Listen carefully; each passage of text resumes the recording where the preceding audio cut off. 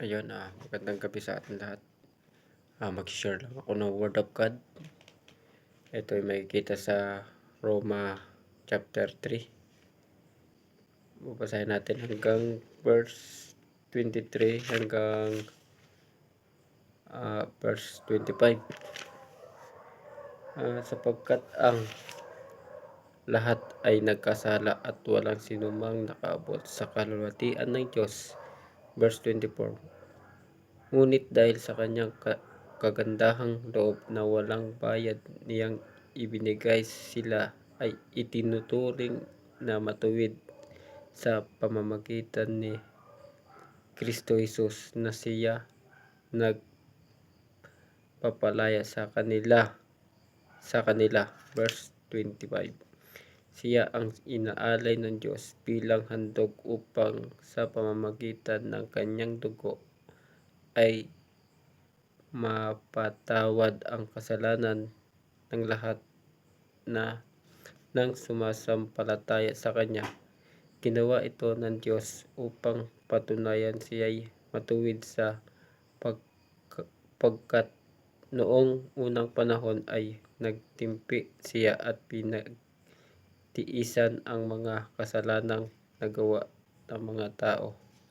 Ayun, bali ang nakita ko ditong topic dito sa dito sa verse na ito is lahat ay nagkasala, walang sinumang nakaabot sa kalwalhatian ng Diyos. Yun, kung hindi dahil kay Jesucristo, lahat tayo ay patay sa kasalanan. Tinubos lang tayo dahil kay Jesucristo. Yung kanyang dugo ay mapatawad ang kasalanan ng lahat na sumasampalataya. Yung lahat na sumasampalataya sa Panginoon Jesucristo ay matanggal yung kasalanan, kasi patay nga tayo sa kasalanan.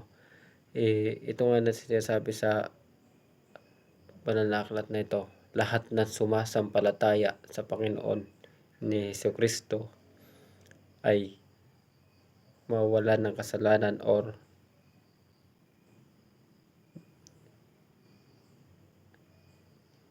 yung kanyang dugo ay matawad ang kasalanan ng lahat. Yun, para do sa mga kasalanan ng lahat, kasalanan natin, si Jesucristo ang tumubos at nagbigay ng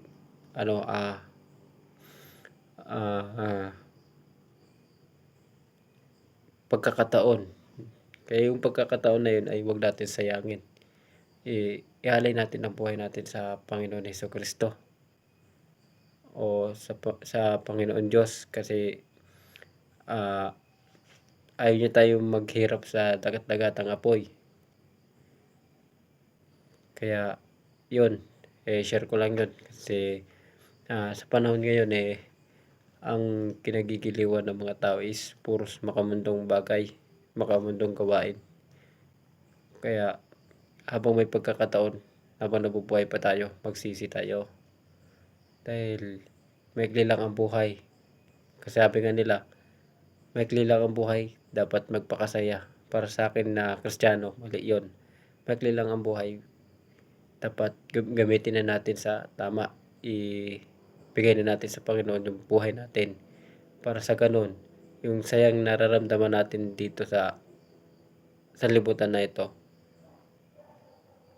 doon natin maramdaman sa kung saan yung Panginoon Jesucristo. Yun lang.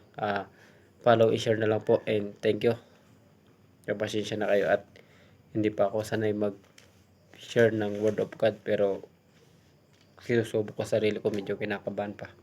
Thank you sa nanonood, and God bless.